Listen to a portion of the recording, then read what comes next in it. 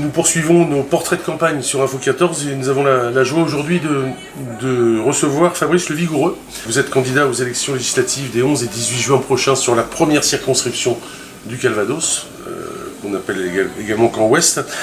Fabrice Le Vigoureux, qu'est-ce qui vous a poussé à vous présenter à cette élection? Est-ce que c'est forcément l'idée de surfer sur la vague d'Emmanuel Macron? Alors non, c'est pas surfer sur la vague parce que ce mouvement En Marche, il a été créé au tout début du mois d'avril 2016, donc il y a un petit peu plus d'un an. Et c'est à ce moment-là que j'ai adhéré à ce mouvement-là, qui a été pour moi une rencontre et une évidence avec des valeurs que j'avais en moi et que je retrouvais dans cette dynamique naissante à laquelle j'ai cru immédiatement. Alors j'ai ensuite créé un comité à Caen avec quelques amis qui venaient d'ailleurs d'un peu tous les horizons, politiques, professionnels. Et ce comité a beaucoup travaillé, est monté en puissance et aujourd'hui compte un petit peu plus de 300 membres, 300 canets. Donc ça a été des rencontres, ça a été une dynamique, ça a été un cheminement très graduel. Je n'étais pas dans l'idée que les choses finalement iraient si vite, si loin. J'ai trouvé absolument époustouflant cette trajectoire et cette dynamique. Et voilà, les choses se sont faites naturellement, bien sûr à travers des discussions, des sollicitations et une décision, forcément une décision importante qu'on concerte dans sa famille avec ses tout proches amis et avec ceux qui m'ont accompagné dans cette aventure merveilleuse depuis plus d'un an. Alors vous n'êtes pas un inconnu sur la place cannaise, pour autant quelle est votre expérience et votre historique en politique? Alors mon expérience elle est avant tout professionnelle, puisque j'ai grandi professionnellement dans l'univers de la formation. Je suis à l'université dans une structure qui s'appelle l'IAE de Caen, qui est une école de management, de gestion, qui compte 2000 étudiants. Que vous avez dirigé aussi? Que j'ai dirigé pendant 10 ans, deux mandats. Et une école donc, qui compte à la fois des étudiants qui sont en formation professionnelle continue, qui ont donc reprennent leurs études en cours de vie. Des gens de tous âges? Des gens de tous âges, de toutes les générations, et ça c'est aussi une grande richesse de cet institut, et puis des étudiants plus classiques dans des cycles de licence ou de master, voilà, qui se destinent à des fonctions dans les organisations privées ou publiques ou sociales. Alors politiquement, à Caen vous avez été élu aussi? Politiquement, j'ai fait effectivement un mandat de 2008 à 2014 avec Philippe Duron, où j'ai eu dans ce conseil municipal une délégation aux relations entreprises, parce que j'avais effectivement dans mon cadre professionnel beaucoup contribué finalement et rencontré d'acteurs du tissu économique. Et puis j'ai également, à la toute fin du mandat, on m'a confié pour le dernier cycle budgétaire, en fait, la responsabilité de conduire les opérations pour le budget 2014. Donc j'ai quelque part découvert les finances publiques à cette occasion, à la suite du travail de Marc Levy. Bon souvenir que cette période de municipalité? Oui, bon souvenir, mais quand même avec quelque chose qui m'a, moi, toujours quelque part un petit peu freiné dans mon élan. Et c'est le fait que j'ai toujours trouvé que la vie politique était trop binaire. Et qu'il y avait un espèce de jeu consistant à toujours dénigrer ce qui avait été fait avant, etc. Et un manichéisme. C'est quelque chose qui ne vous ressemble pas, ça, vous n'avez pas ça? Non, j'ai vraiment pas ça en moi. Et ce que j'ai aussi vraiment apprécié dans la démarche d'Emmanuel Macron, c'est que voilà, on est à une époque difficile. On est à une époque où il faut mobiliser toutes les énergies, où il faut fédérer des gens différents, qui ont des trajectoires différentes. Qui ne sont pas forcément d'accord. Qui ne sont pas forcément d'accord sur tout, mais qui tirent dans le même sens. Exactement. Et ça, notre pays, il a vraiment besoin de ça en ce moment. Alors, sur cette circonscription de Caen-Ouest, Fabrice Le Vigoureux, qu'est-ce qui fait de vous le meilleur candidat? Pourquoi faut-il voter pour vous? Alors, je dirais parce que Emmanuel Macron et son mouvement m'ont choisi pour le représenter. Je pense qu'il y a une grande attente maintenant vis-à-vis de ce qu'il incarne, de son projet, et qu'il est extrêmement important qu'Emmanuel Macron ait une large majorité à l'Assemblée pour mettre en œuvre ce projet-là. Et il est aussi important pour notre territoire qu'on ait effectivement des députés qui sont dans ce mouvement, qui sont en place dans ce mouvement et qui le portent depuis l'origine. Quelles seront vos priorités? Dans tous les cas, qu'avez-vous envie de faire bouger justement pour que cela change, pour que les choses auxquelles vous n'adhérez pas forcément puissent être inversées et que les gens se sentent mieux, aillent mieux, retrouvent confiance? Il y a plusieurs choses. Bien évidemment, il y a un axe très très fort dans le programme d'Emmanuel Macron, parmi beaucoup d'autres, mais il y a la question de la formation. Moi, j'ai pu mesurer à travers mon expérience professionnelle à quel point la formation, ça pouvait être une chance, ça pouvait être un moteur. Et je pense que c'est le plan massif qu'il prévoit pour remettre beaucoup de personnes dans une société qui est en pleine mutation au niveau du travail, dans une société où quand on est jeune on sait qu'on va faire 10-15 organisations dans sa vie, donc il y a des transitions à opérer et la question de la formation est absolument cruciale.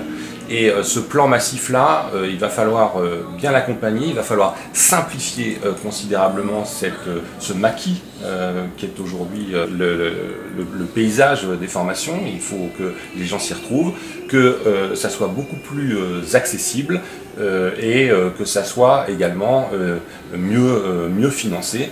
Et c'est aussi l'objet de ce plan massif, cet investissement, parce que c'est un investissement pour l'avenir, qui est une de mes préoccupations. Alors, il y a aussi le fait de simplifier la vie des gens qui entreprennent, qui prennent des risques, et de leur donner des protections. Parce que quand on n'a pas de protection, c'est beaucoup plus difficile d'oser, de prendre des risques.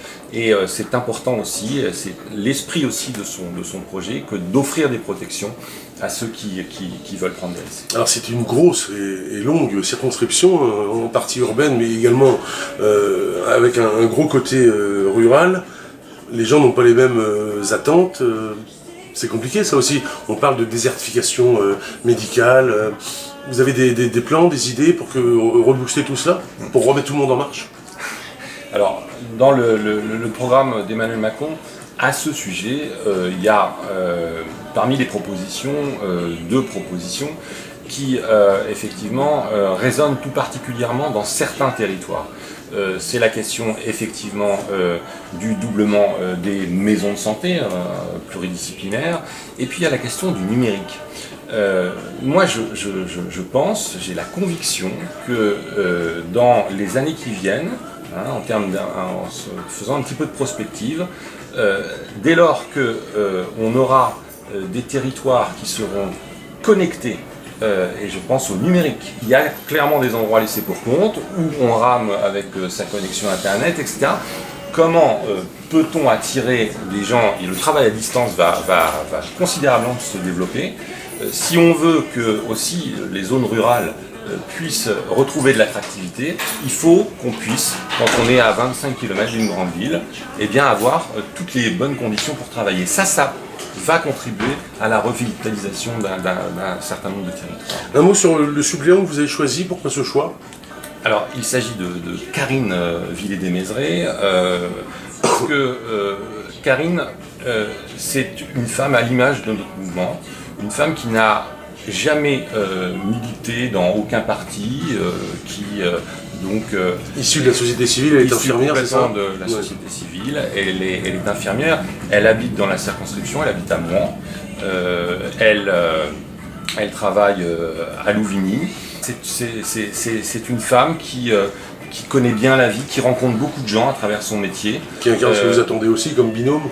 Tout à fait, parce que je pense que le rôle aussi d'un suppléant, c'est d'avoir, durant un mandat, une relation privilégiée avec le député pour l'alerter sur des choses, pour lui faire remonter aussi des questionnements ou des orientations du terrain. Toujours, il faut toujours avoir cette connexion, il faut que les députés soient vraiment bien reliés et le suppléant fait partie de ces gens et c'est peut-être une relation privilégiée qu'on doit avoir pour ces remontées-là. On va plus essayer de rentrer maintenant dans le personnage Fabrice Le Vigoureux afin que nos web spectateurs fassent meilleure connaissance avec vous.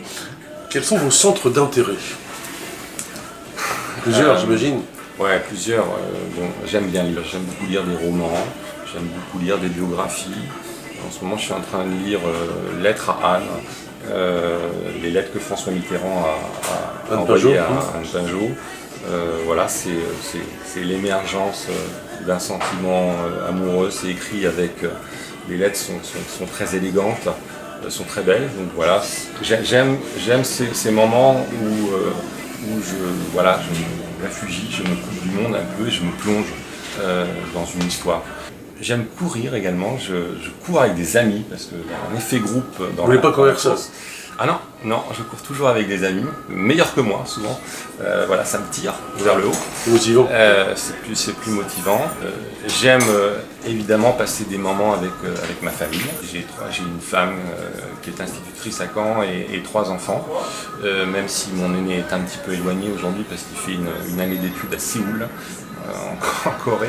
Donc ça c'est aussi les moments en famille, c'est aussi des moments de richesse. Alors justement, la transition est toute faite.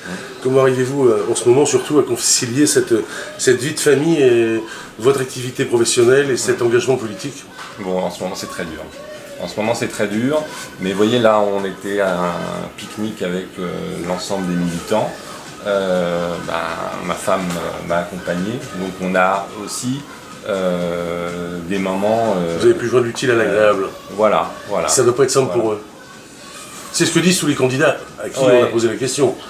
C'est vrai que c'est une période difficile, mais ça, à la limite, les gens vont vous dire, vous le savez dès le départ. Bien sûr.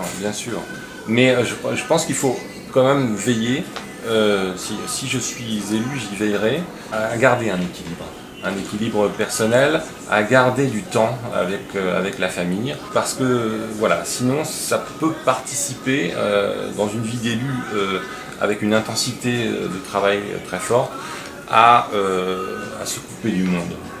Votre domicile, c'est le point vital, c'est le point de ralliement, c'est là qu'on se régénère, voilà, c'est ça. Exactement. Alors, une question difficile maintenant, quelle est votre principale qualité? Je pense que je suis quelqu'un de très tolérant. C'est-à-dire que dans mes amis, j'ai des gens qui pensent vraiment pas, on ne pense pas du tout la même chose. Et que j'aime la diversité des opinions et j'aime qu'on puisse, dans une relation amicale, dépasser en fait des divergences de fond. Donc j'ai une relation à l'autre, j'apprécie l'humanité d'abord chez les gens, avant leur orientation politique. À l'inverse, encore plus difficile, votre principal défaut? Peut-être l'impatience. Je suis un petit peu impatient. Ça peut être une qualité aussi, vous voulez que les choses aillent vite? Oui, mais surtout dans des époques comme les nôtres, qui nécessitent aussi parfois de se projeter un peu à long terme. Il faut garder en soi le temps long. Et parfois on a envie d'avoir des résultats trop rapides. Et notamment dans les décisions publiques, il faut parfois avoir le courage de se dire que quand on prend une décision, il ne va pas y avoir, elle va peut-être être même impopulaire à court terme, mais elle va contribuer au bien-être collectif à plus long terme. Et ça, c'est quelque chose sur lequel il faut travailler. Vous supportez la critique de la part de votre femme, de vos enfants, ou voire de vos adversaires politiques? Quelque chose que vous acceptez sans problème? Ah oui, bien sûr. Ça me nourrit, ça me fait progresser. Quand elle est bien instruite, quand elle est constructive, quand elle n'est pas là pour faire mal, mais qu'elle est là pour réorienter quelque chose, il faut faire preuve de beaucoup d'humilité dans ces fonctions-là, me semble-t-il. Dernière question, Fabrice Le Vigoureux, avant de vous laisser. Quel est l'état actuel de votre esprit?